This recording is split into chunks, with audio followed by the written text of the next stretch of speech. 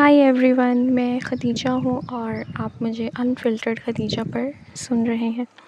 Basically background में बहुत तेज़ आवाज़ चल रही है, तो वीडियो में थोड़ा सा इसका इम्पैक्ट पड़ेगा, but it's all right.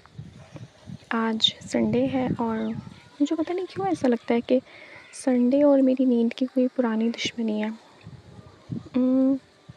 Normal days में आँख नहीं खुलती, जितना मर्ज़ी कोशिश कर लूँ कि उठना है, अलार्म बज के दिमाग ख़राब कर देता है, लेकिन नहीं, आँख नहीं खुलेगी। और अब ये तेज़ हवाएं मुझे डिस्टर्ब कर रही हैं। खैर, लेकिन जैसे ही संडे आएगा, आँख सुबह खुल जाती है। फजर की नमाज़ पढ़ो, उसके बाद नींद नहीं आ रही होती है। जितनी मर्ज़ी कोशिश कर लो कि अब सोना है, ज़बरदस्ती आँखें बंद कर लो, कुछ भी कर, लेकिन मजाल है जो नींद आ जाए। आज सुबह भी कुछ ऐसा ही हुआ।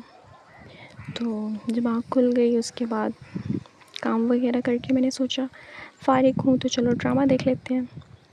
जैसे कि आप में से कुछ लोगों को पता होगा कि आजकल खलीलुर रहमान कमर का ड्रामा चल रहा है, जिसको एज़ सच रेटिंग नहीं मिल रही है, बट ड्रामा इसमें मंटू नहीं हूँ और ड्रामे की कहानी में एज़ सच मुझे कोई इंटरेस्ट नहीं है, बट उसमें कैरेक्टर्स पसंद है मुझे। सर मंटू और मिस मारिया की केमिस्ट्री भी अच्छी है, फिर महमल का किरदार भी अच्छा है, लेकिन इफ़रा का किरदार, उसको देख के थोड़ा सा दुख होता है कि ऐसा नहीं होना चाहिए था। लेकिन फिर भी ड्रामों का रियल लाइफ से कम ही कनेक्शन होता है, और हम एक सबक देकर जाते हैं, जैसे कि इफ़रा के कैरेक्टर से पता चलता है कि मोहब्बत के झांसे में आकर लड़कियां कैसे ख़ुद को ज़ाया कर लेती हैं, ऑलमोस्ट खुद को हर्ट कर लेती हैं। खैर, कभी कभी ड्रामे का कोई किरदार हमें आईना दिखाता है कि हमें कहाँ ऐसे बिहेव करना चाहिए और कहाँ कैसे बिहेव नहीं करना चाहिए, और फिर हम सोचते हैं कि आखिर हम सब अपनी कहानियों में कहाँ कमज़ोर पड़ जाते हैं। ड्रामा देखने के बाद अचानक से यूट्यूब का नोटिफिकेशन आता है और फिर मुझे याद आता है, ओह माय गॉड, मैंने तो कल एक वीडियो डाली थी। फिर मैंने सोचा क्यों ना एक और वीडियो बना ली जाए, क्योंकि अभी तो संडे है और मैं बिल्कुल फ़ारिग हूँ और हस्बी मामूल घर में जो होता है शोर शराबा, वो भी कम है। तो मैं फ़ोन हाथ में पकड़ के बैठ गई हूँ और अभी रिकॉर्डिंग कर रही हूँ। तो सोच रही हूँ मेरे पास तो कंटेंट है ही नहीं, लेकिन हाँ, मेरे पास कल कुछ लोगों ने नहीं, एक्चुअली कुछ महान हस्तियों ने, बहुत ज़्यादा महान हस्तियों ने मेरे ऊपर एक मेहरबानी की थी कि उन्होंने मुझे अपने एमबीज़ बचाने के लिए यूट्यूब वीडियो के नीचे कमेंट करने की बजाय उन्होंने मुझे पर्सनल समझाना ज़रूरी समझा कि मेरी वीडियोस में मेरी वीडियो में क्या फ्लॉज थे। उनमें से एक ने कहा, बहुत तेज़ बोलती हैं। भाई, मैं तेज़ ही बोलती हूँ और मुझे लगता है कि सबको तेज़ बोलना चाहिए। आखिर वक्त किसके पास है, इतना टाइम किसके पास है कि वो आहिस्ता स्लो मोशन में बात करे। एक ही लाइफ है, इतनी कीमती है, टाइम उससे ज़्यादा कीमती है, तो क्यों ज़ाया करें। मैं तो वैसे ड्रामे भी 2x पर ही देखती हूँ। किसी का वॉइस नोट आ जाए व्हाट्सएप पे तो वो भी 2x पे सुनती हूँ। तो खैर, मैं ऐसा ही बोलती हूँ। फिर एक बच्ची ने कहा कि आप में कॉन्फिडेंस नहीं है जो आपने आवाज़ पे फ़िल्टर लगाया हुआ है। नहीं भैया, कैसे समझाऊँ, कॉन्फिडेंस का मसला बिल्कुल नहीं है।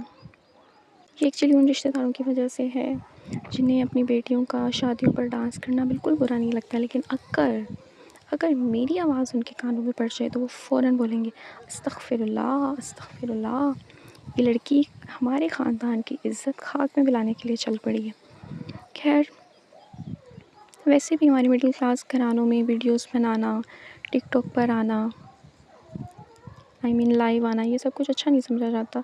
उनके नज़दीक तो पढ़ा लिखा इंसान बस वही है जो नौकरी करे और फिर घरदारी संभाले।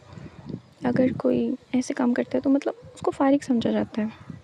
हालांकि इन्हीं घरों में सब रात को टीवी पर बैठ के ड्रामे देखते हैं और यूट्यूब खोलते हैं, टिकटॉक यूज़ करते हैं, मतलब सिर्फ दूसरों को देखना पसंद करते हैं।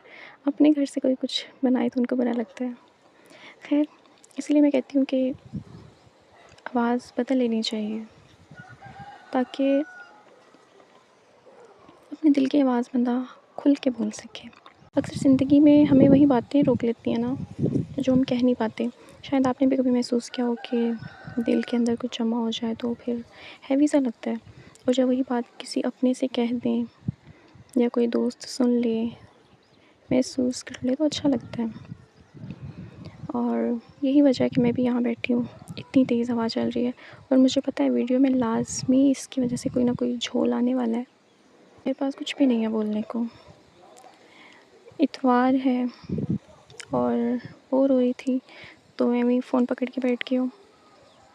इतवार की ये सुबह भी कुछ ऐसी है, लाइक नींद से दुश्मनी शुरू हुई, ड्रामे के मुकालमों पे गुजरी, और फिर आप लोगों से दिल की बात करने पर आकर ख़त्म हो रही है।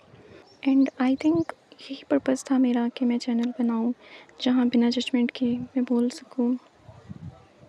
तो बस आज के लिए इतना ही। अगली वीडियो में पता नहीं फिर कब मिलेंगे। अल्लाह हाफ़िज़। वैसे कभी कभी लगता है ना कि हम सब अपनी छोटी छोटी दुनिया में जो हमने अपने दिमाग में बनाई होती है, हम उसमें लड़ रहे होते हैं, और शायद ये छोटी सी जगह हमें याद दिलाती है कि हम अकेले नहीं हैं। मे बी यही छोटी छोटी बातें ज़िंदगी को जीने के काबिल बनाती हैं। खैर, चलें अब मैं चलती हूँ, इससे पहले कि मेरी मम्मा मुझे आवाज़ दें और बोलें कि नमाज़ पढ़ लो, मोबाइल में लगी रहती हो हर वक्त, कोई दूसरा काम भी कर लिया करो। तो मैं जाके कपड़े इस्त्री करती हूँ, नमाज़ पढ़ती हूँ, और आप लोग भी कोई काम धंधा कर लो। कब तक वेले बैठ के यूट्यूब चलाते रहोगे? काम धंधा करो, लाइफ में सक्सेसफुल हो जाओ। ऐसे कब तक टाइम पास करते रहोगे? ओके बाय, अल्लाह हाफ़िज़। अपना ख्याल रखिएगा। हाय, कितना अजीब लग रहा है ना, अपना ख्याल रखिएगा। आप अपना ख्याल रखें मत रखें, मुझे उससे कोई लेना देना नहीं है, और दुआओं में याद रखिएगा। कितना अजीब लग रहा है ना, आजकल तो हम रिश्तेदारों को दुआओं में याद नहीं रखते, तो आप लोग मुझे दुआओं में कहाँ से याद रखने लगोगे? खैर, मिलते नहीं हैं, आप लोग सुनिएगा मुझे नेक्स्ट वीडियो में। अल्लाह हाफ़िज़।